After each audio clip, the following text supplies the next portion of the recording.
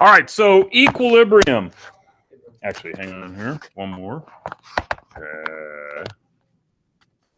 Come on now. There we go. All right, so equilibrium. One more time. So equilibrium is probably one of the topics that we never, ever even, well, I take that back. And Baby Kim, if you would have had me in the spring the whole time, I think we would have spent maybe 30 seconds talking about equilibrium. And the reality is equilibrium is the majority of the reactions that take place in the universe. And we, for whatever reason, we don't talk about equilibrium reactions in general chem, but in AP Chem, we talk about them. And that's how a lot of the reactions that are taking place in your body, those are equilibrium reactions. Because again, if you had to ingest all the material and it was only used one time, that would be a very inefficient machine. So the good news is equilibrium is here. But the most important thing that I want you to realize, especially looking at this diagram here, is that when we're at equilibrium, their reaction appears to not be going on, but it is. It's very, very fluid. So who can tell me what are the conditions when when a reaction is at equilibrium? The rate of exchange is the same. The rate of exchange. What does that mean? I forget what it's called. But the amount of products being made is the same as the rate of how many reactants. So it's all about rate. Yeah. Good. So from my lovely demonstration that I had in the video, and I know you probably wanted to play that over and over again 3 or 4 times, but that demonstration shows that even though you're making different amounts, equilibrium does not mean that the amount that we're making is not equal, but the rate in which we make the reactants is equal to the rate in which we make the products. So that it appears that we're at equilibrium. One really important thing to realize too is that when you look at equilibrium reactions, if you have to draw an equilibrium reaction, one thing that I would always do is I would always indicate we are at equilibrium at a certain point. Equilibrium for everything is achieved at the same moment in time. Now, that demonstration that I gave, you couldn't really tell that because I was going from one beaker to the next. But the reality is equilibrium hits at one time. So it's not like, the reactants are over here and the product's at equilibrium like 3 seconds before. No, they get to equilibrium at the same moment in time. So when you have to draw or represent on a graph, hint, hint, okay, everybody get what I'm saying? Make sure that you indicate that point in time when you're at equilibrium, okay? And there'll be lines, so you'll be able to do that a little better.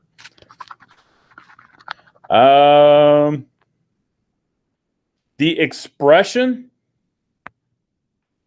everybody's good with the expression, and we're going to have all different types of equilibrium expressions. We're going to have acid, base, equilibrium, gas pressure. So there's all kinds of K's that are out there. K means, when you write the letter K, it indicates what?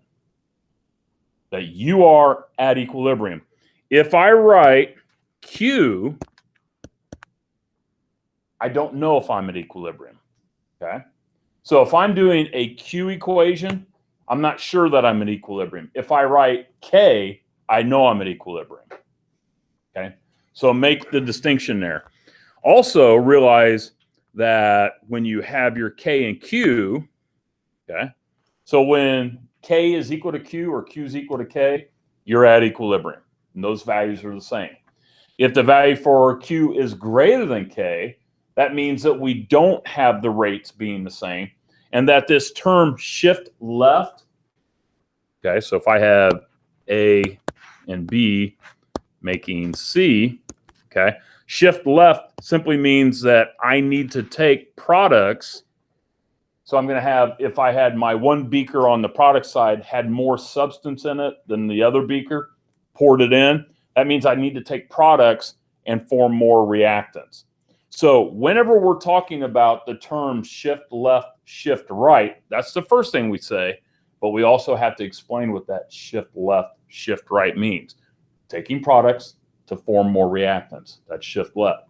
Shift right is taking reactants to form more products. In other words, the rate is greater for C to form A and B than it is for A and B to form C. Sometimes you'll even see this drawn, where you have two arrows that are not the same length. That indicates the rate. In other words, the rate in which C is making A and B is much, much higher than the rate in which A and B are making C. Okay? And then vice versa for shifting right. And that's generally how most reactions start. When you are looking at all reactants, no products, the rate is much, much greater going toward the products, and it might be a little bitty arrow for C forming A and B. Okay? So whenever you see the arrows being the same length, like here, that's our assumption that we're at equilibrium. Now, you're not going to have to draw long and short arrows, but I wanted you to know what that meant, if that makes sense there. Okay. And equilibrium's fun. Back in the day, question number 1 was always equilibrium. That changed about 3 or 4 years ago. And it was funny, when I took over teaching AP chemistry over at Avon, I would always go back and look at the older questions. And I told the former AP teacher, I said, isn't that cool that the first question is always an equilibrium question? And his response was, what? I go, uh-oh. Now I know why I'm teaching it. All right. Hopefully you did all of those. So let's look at today's classwork. Okay. So number 1, characterize a system at chemical equilibrium with respect to each of the following. So I think we answered this. So the rates of the forward and reverse reactions are? They are equal. Okay. That's all you got to put. They are equal. Oh, let me go back. Sorry. I jumped ahead here. When looking at, let's go to the K one. Sorry. And I hope I talked about it in the video.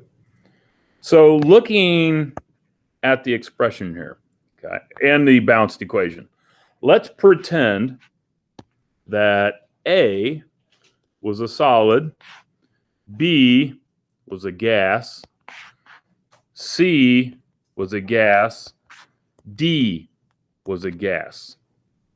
Would our expression look like this that we have represented? Do the states matter, so to speak? That's my question I'm asking. Yes or no? No? Yeah.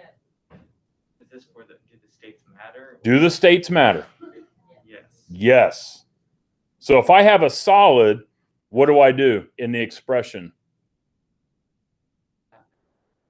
If I have a solid in my balanced equation at the top, so A is a solid, B is a gas, C is a gas, D is a gas.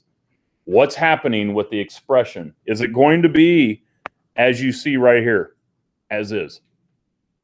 Yes or no? Jessica, why?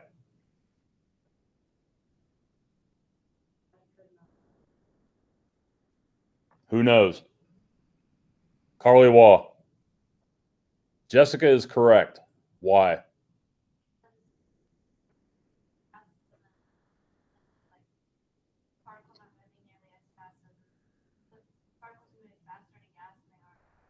So will we have a solid in the expression?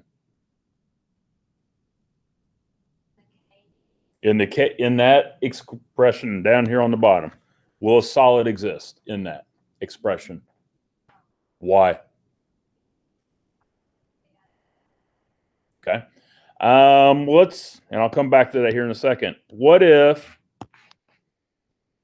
this were a pure liquid? Can we have A in the expression? No? Okay. Come back to that. Oof. What about aqueous? Yeah. You're very quick to answer that, Jessica.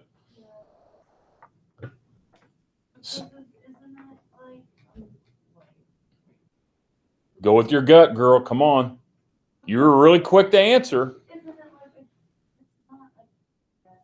It's not a gas. But It's aqueous. yeah, Okay. it counts for both, right? Counts for both. What does that mean? For gas and liquid, isn't it? Don't you know? I don't know. Expressions deal with things that can change. If I have, say, a solution with ions in here, and maybe the plus, and I'm being very, very general when I do this. So the positive represent the reactants, the negatives represent the products. So these things are reacting with each other. Will the concentrations of the plus and minuses change if right now we're not at equilibrium? Will the concentrations change? Yes. That is the whole premise behind this expression, that these variables can change. If you have a pure substance, let's say that we have pure sodium chloride, and I have another sample of pure sodium chloride here. One is obviously bigger than the other. However, if we look at how many particles per cubic centimeter they are, is it different for block 1 than block 2? It's a pure substance and it's a solid. Is the particles per cubic centimeter different? No. So only things that can change, pure solids and pure liquids, fall into the same category. That if I have, say, just a tiny, tiny bit of it, okay, the concentration, if you're thinking about that, doesn't change. It's only when you dissolve the particles or the ions in solution.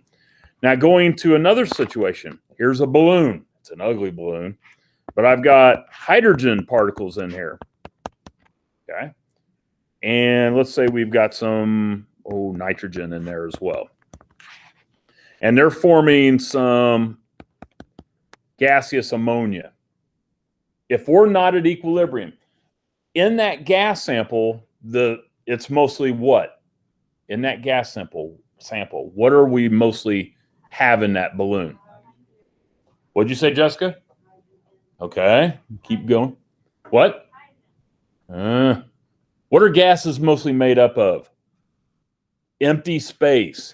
So we have the ability to change the pressures based on how many particles are actually formed or taken away.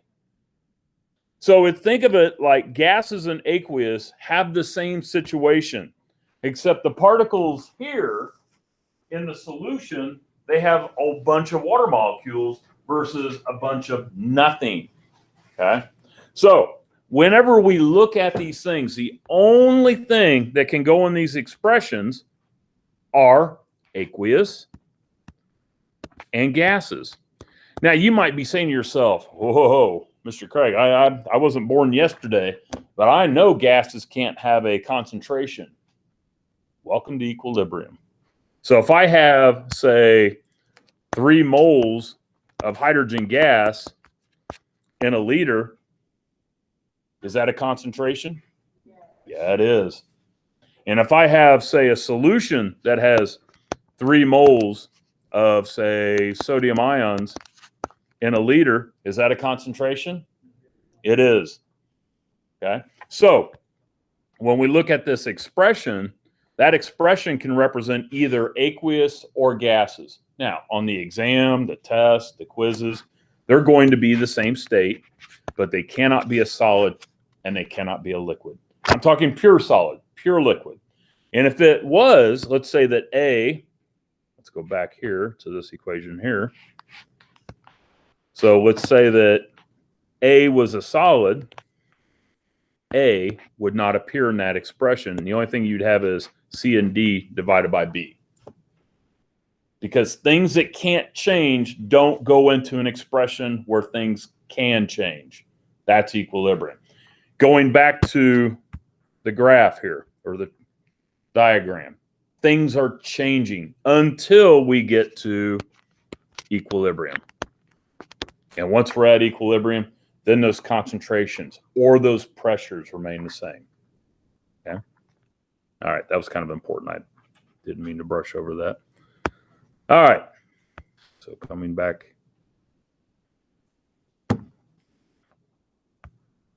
Oh, and where you see this 1 over Q, that's just saying, okay, I'm taking A and B and making those products instead of C and D.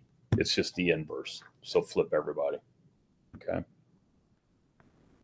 That'll make more sense when you start answering some questions about it. All right. So characterize, we already answered A. So characterize the overall composition of the reaction mixture when you are at equilibrium. What can we say about it? The overall composition. I want to hear what you guys have to think. What is the overall composition of the reaction mixture? Yeah, Lindsay. Is it the ratio of the products to the reactants? Okay. So taking that a step further, is it possible for any equilibrium reaction to have no reactants? No. Is it possible when you're at equilibrium to have no products? No. You must have something, reactant and product, when you're at equilibrium. That's huge. So when we start doing ice charts, did I start doing ice charts last night? Okay, we'll start here soon. So when we start doing ice charts, you're never going to have a value of 0 at the end or at equilibrium. Okay. All right. Write the reaction quotient for each of the following gas phase reactions. Go ahead. This is your classwork. So don't look up here.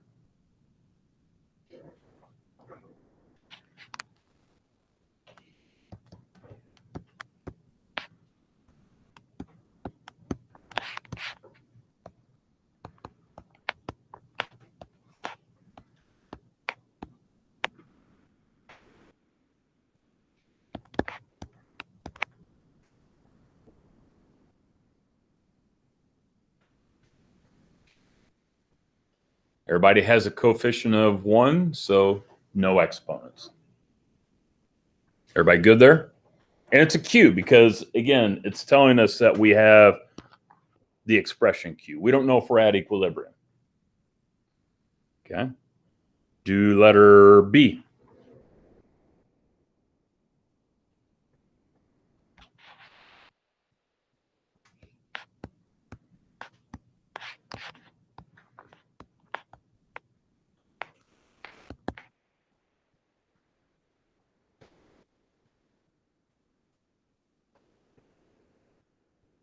Okay.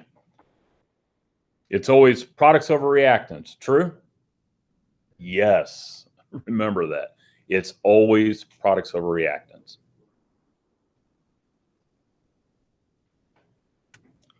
Everybody good? Yeah. All right. Do number 3. You'll need your calculator. And the first thing that you want to do with equilibrium is always, always, always write the expression first. Once you've written the expression for a given problem or a given equation, you never have to write it again within that same question.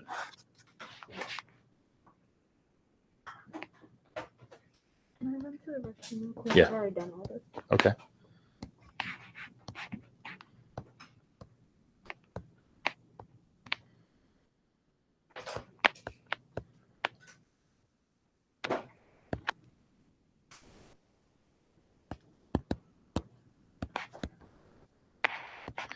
And I don't know what I said in the video because it was made back a while ago, but with equilibrium, we do not care about the units anymore.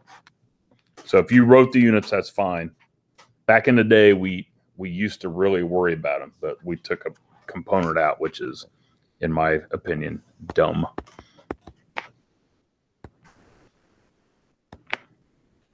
Because it was easy points. I'm like, oh my goodness.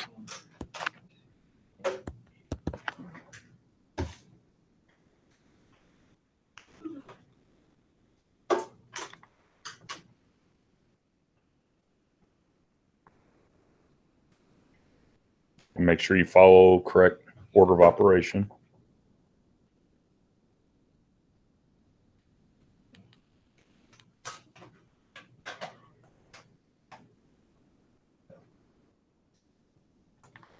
If I could follow correct order of operation, I'd be happy. Do 6.25 divided by 73. I did a fraction. I used the fraction. Yeah, but I did it in a fraction and you did it. You do 6.25 divided by. Yeah, did you use the fraction or did you just divide? I did each individually. Yeah. Each individually. What? Like I did the. Man, all you have to do is I squared everything. Your calculator gives you the fraction option. Now, if we cared about units, it would be that. Mole over 1 over. We don't care about units, but I know some of you do. I care about you. There you go. Okay. I think I did it wrong. Everybody good? Hold on. 3.5 squared. Oh, it's because it's multiplied by not adding. Yeah. Who? I put it up there just because some would go, ooh. So we don't have to write the one. Correct. Why does it work? Because you have 2 molarities on top, you have 3 on the bottom. You have 1 on the top. Say again? What? I have 2 on top, 2 molarities, 3 molarities. Yeah. Huh. Oh, yeah. What would be the asking for? If it All was right. 3 on top, then it would there not be a unit? It'd be molarity. Oh, you mean 3 total? No, if it was. If we were inverse? No, it's 2, and then it's on the top, and then 3 on the bottom. So if it was 3 and 3. Oh, 3 and 3? There would be nothing. Correct. All right, do number 4.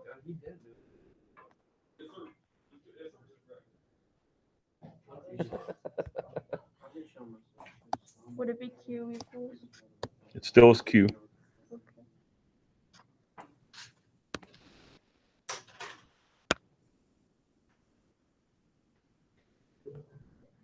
What are we doing? You're doing the next one?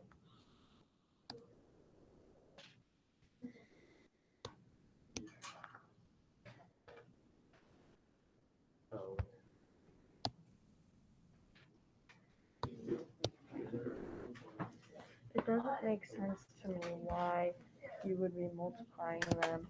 Mm-hmm.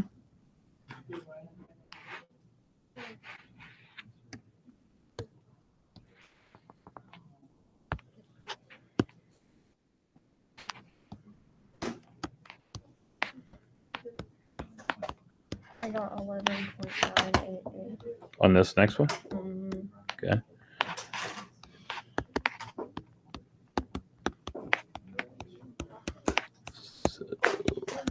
So then would it be, since it's 3 polarities?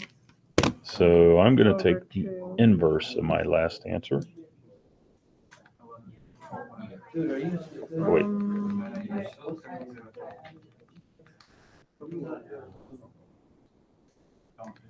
11 point. Would it be n 12. over 1? So on this one, you just simply took the inverse that I showed this one up here because that was from above. So taking the inverse of the answer in this case, because the concentrations were the same, were they not? Mm-hmm. Yeah. Okay. Everybody good? Again, don't need to show the unit. All right. Number 4, I want you to try this one on your own. There is a note that says right here that if you see that little 0 there, that's the initial concentration. The initial concentration. The initial concentration. So whenever you see that 0, that means at time 0. That's where we're at. Okay. Wait, what? So for number 4, so you see NH3 in brackets and it has that 0. This is at time 0. So right as we start. Okay.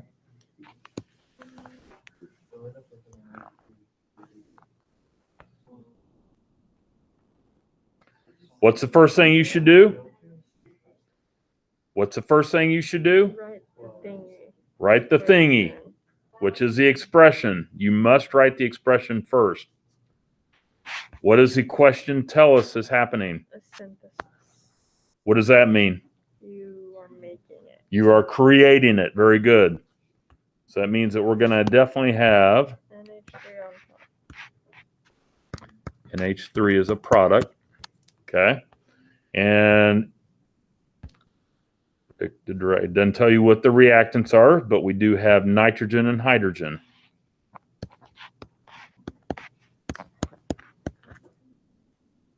Is that a balanced equation? It is not. So make sure you balance that as well, or else, oh, poop. Oh, no, there we go. Or else it will be bad. I wrote it. Let's go.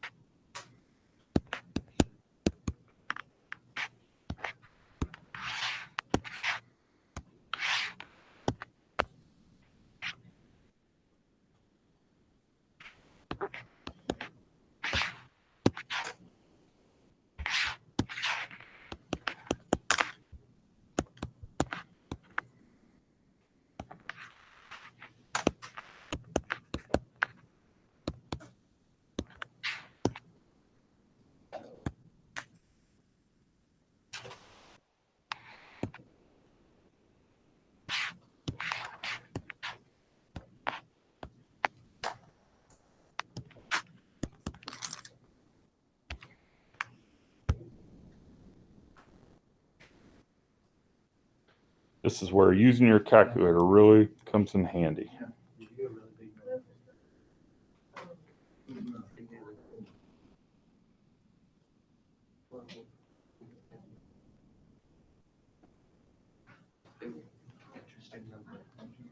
Interesting number. If you have too many products, do you have to shift to the left? We'll talk about that here in a second. I thought we already did that. But you're asking a question, so that means. Oh, is that a part of this? I didn't know. Well. Look at me.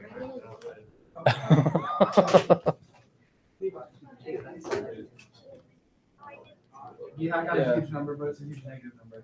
Well, you're trash. Oh, that's not true.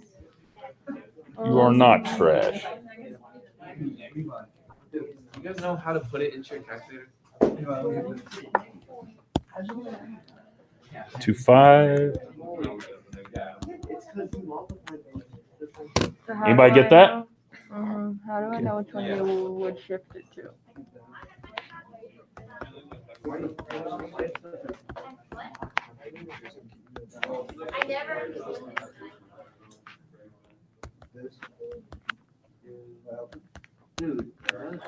So the question is, Q is greater than K. Are we at equilibrium? No. We have way too many what? We have way too many what? Now. Oh, wait. Is everybody... Oh, they're still playing with their calculator. You have way too many reactants. No. Here's how you're going to answer these the easiest way possible. Okay. So there's my generic equation or expression. I have products over reactants, always products over reactants. And we have a very large number for our for our Q value. And our K is really small. So here's how you talk yourself through this. Am I at equilibrium? First thing you got to ask. No.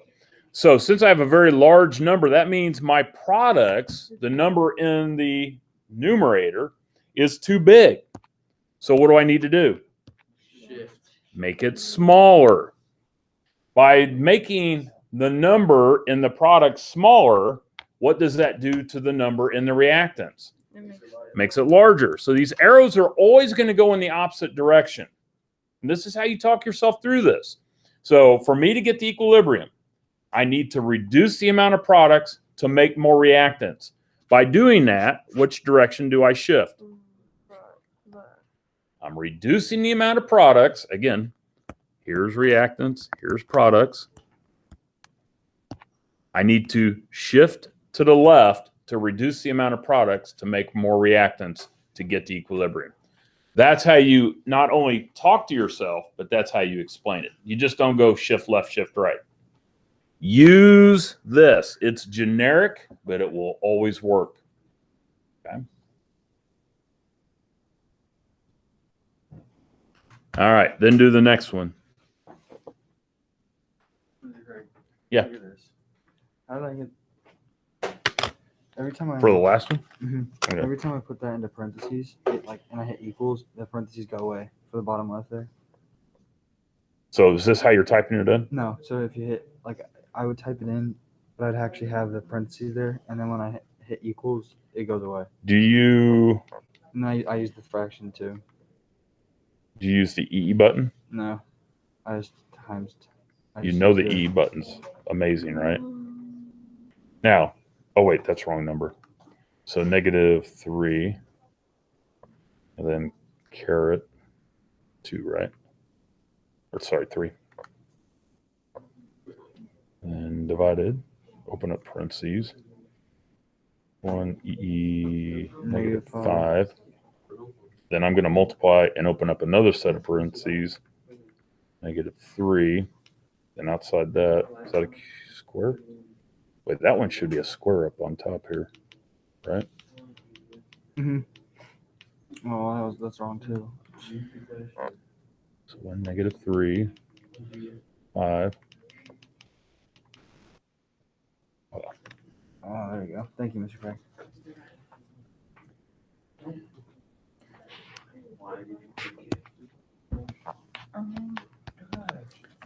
I'll let you guys figure out what Q is.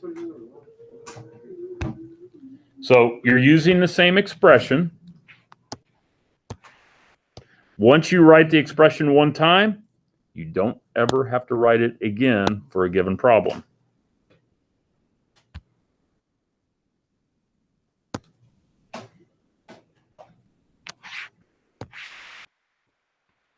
So in this case, somebody yell out a number when you get it.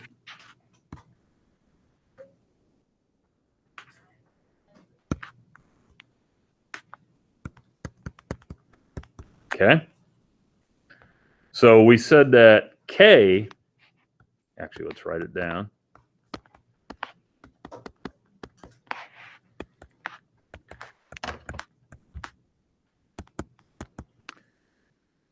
I'm going to say that those are equal. Which direction are we going to shift? No shift. Very good. So that is what you would write. No shift at equilibrium. Done. Okay. Greg. Yes. So you know how you said you wouldn't have to rewrite the equation? Yep. Is that true even though it becomes like a different letter, like on the exam? What do you mean a different letter? Because like the questions are supposed, if they're different letters, they're supposed to be unrelated. So would you still have to rewrite it? Well, see, 4 is not like this question. This would be like an A, I, double I, triple I, Okay. if they were asking that. So this numbering, lettering if you're using the same reactants, same products, which a typical AP exam question will do, you write the expression first. And that used to be the grading rubric. You write the expression, you get a point. Then you use that expression for the rest of the question. Okay. And then C, anybody get a number? Oh, I didn't do that one yet. Yeah. So it just has to be kind of to each other. Yeah, and I think my intention when I designed it was for it to be exactly the same. But in this case, if you really wanted to say that Q was greater than K, then it'll shift left in that case. Did we still get it right? Yeah.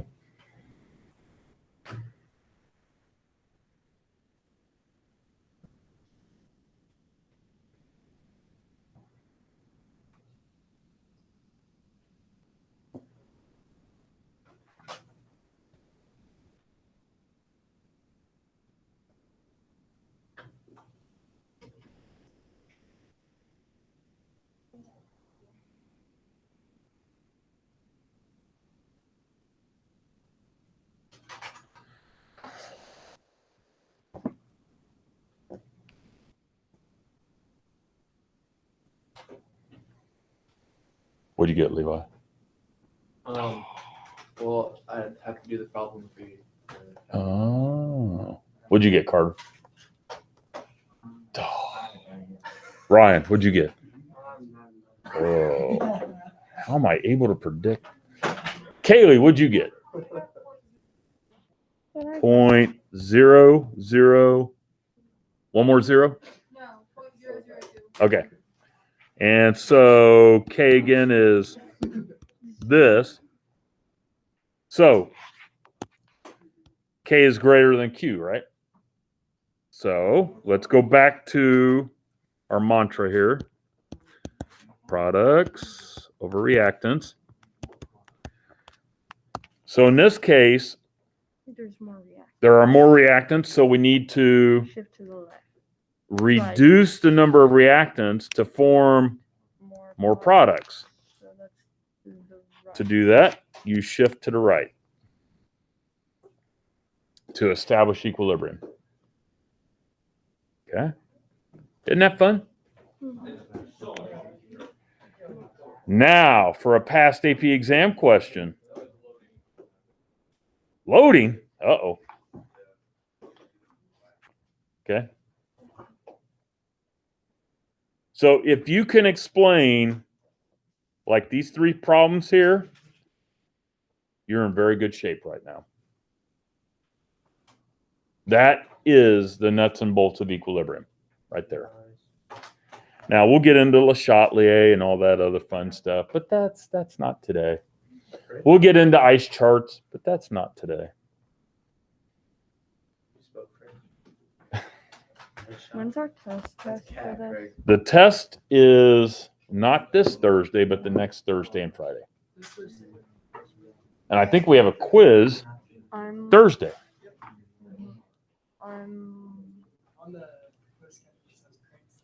Oh, yeah, you'll learn a lot about Craig style. Yeah. Oh, yeah. All right, so number 5 says consider the following gas phase reaction at, what's it say?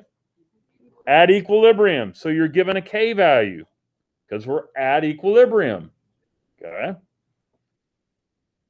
Under the conditions where the value for the equilibrium constant equals 8. So if you wanted to, there it is. Voila. It's even in nice little word form there and picture form, so to speak. All right, so the next part says, draw a picture or a diagram that represents a snapshot of a very small portion of the system at equilibrium. Below is a representative of the N2O4 and NO2 particles. Use this information to assist you in drawing the picture. What is the first thing you should do? Write the expression. That is always the first thing you should do when you have an equilibrium. How do you know you have an equilibrium problem? It says at equilibrium. Okay. It's all about that reading stuff. So should I use a K or a Q here? Okay. Very nice. I'm using K, not Q. Okay. And so my expression should look like what? NO2 squared divided by N2O4, and that equals 8, or 8.00. Okay. So now, ATFQ. Draw a very small, where is it here? Draw a picture of a very small portion at equilibrium. I want to see the problem-solving skills emerge. What should we do here? You have to achieve. Ooh, there we go. So we're guessing on some values here.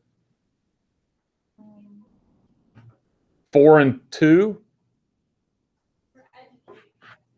So where should the 4 go? So 4 and 2. Does everybody agree with that? Yeah. Okay. What? 4 squared is 16. 2 squared is 4. 6. Divided by 2. It's just divided by 2. What? Where's the 2 from? He don't know. So does that equal 8? Yes. Yeah. So now Okay, where'd you get the 2? Emma gave it to me. You're guessing its value. So why does that help? We got it the same place we got before. So now my question is, here's the question. Am I drawing 16 NO2s? No. I'm drawing 4. Very good. Okay. So let's get our box here. I should probably do that. There's our very small image. Okay. And then what do we have here? Let me see. Oh, yeah.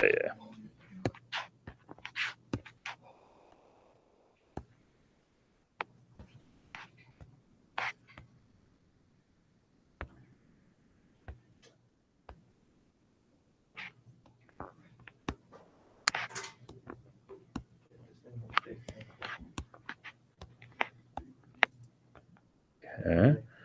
And I need 4 of these.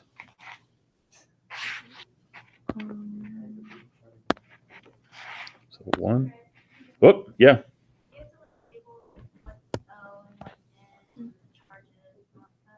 No, right here. You've got everything you need right here. Does it? Why do you not need to put 16? That's a good question. Why do we not need to put 16? She's saying. Oh, gosh dang it. I don't want the square in there. Dang it. Oh, I know what I can do. Never mind. Yeah, I'll just draw them. I was trying to be cute and doing the...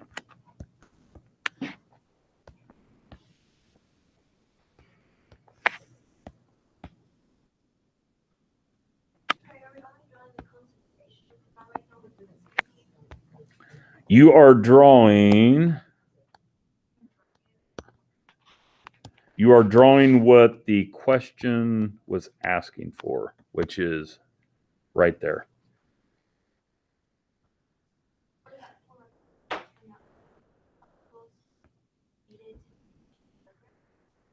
Say that again.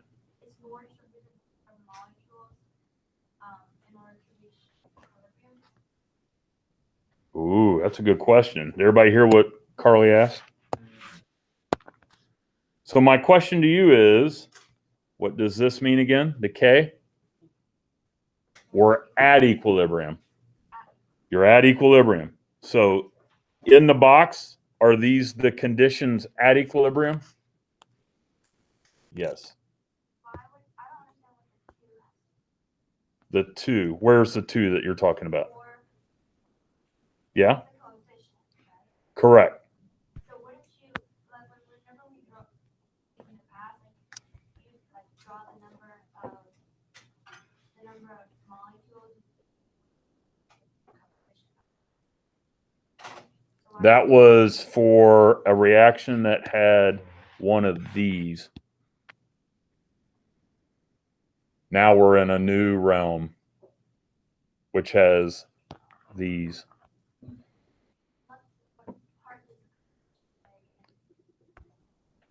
These are great questions. So the coefficient plays into the expression. That's it, which allows us to find out how many particles we're going to be at when we hit equilibrium. So that's one reason why we don't have 16 of the NO2s, but we only have 4, because that's what the concentration is to get to that ratio that we're at, again, products over reactants, when we're at equilibrium. That is concentration.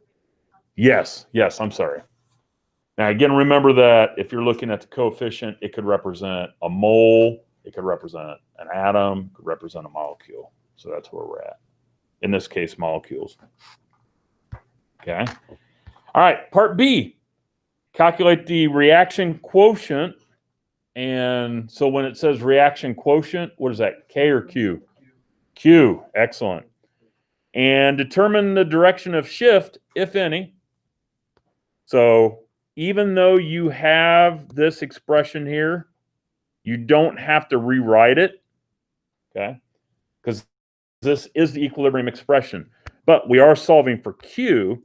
So one thing that I would do, if I were you, I would write it like this and plug in my values. So on top is the NO2. So I have my 5.88 times 10 to the negative 1. If we were smart, we'd write it a better way.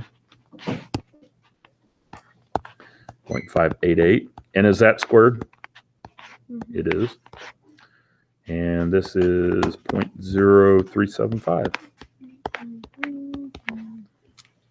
So there's your Q. You don't have to write the actual expression. And keep in mind, this is the expression. This is actually solving. Okay, so let's see here. Divided by 0.0375. So what'd you get? 9.21-ish? 22? Yeah, I'll go with 22. Okay. So Q, K. Q bigger than, I'm sorry, greater than or less than? Greater than. So again, I will do this for a lot of you. Are we at equilibrium? No. So which way do we need to shift? Huh? To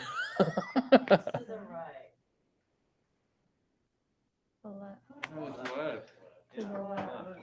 Why?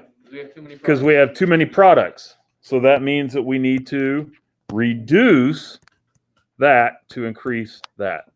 And this is what we always want to look at. Always go to that. I would draw that out before you go and explain.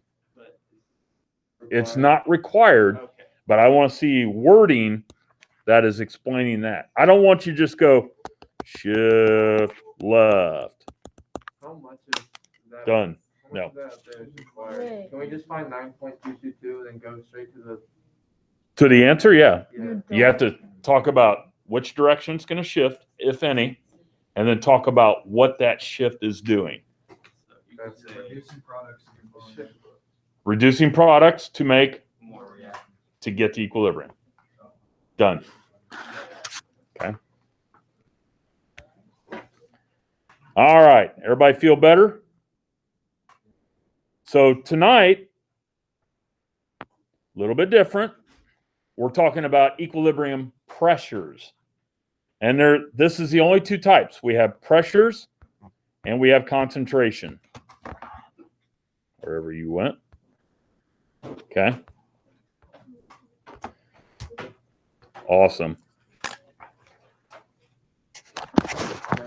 Yeah. Can any reaction have equilibrium? Ooh, can any reaction have equilibrium? No. Do reactions naturally want to become? Oh yeah. What? I'm guessing if all reactions can possibly become. Yeah. No. Because some are non. Like all combustion reactions, they are, you take this and make that.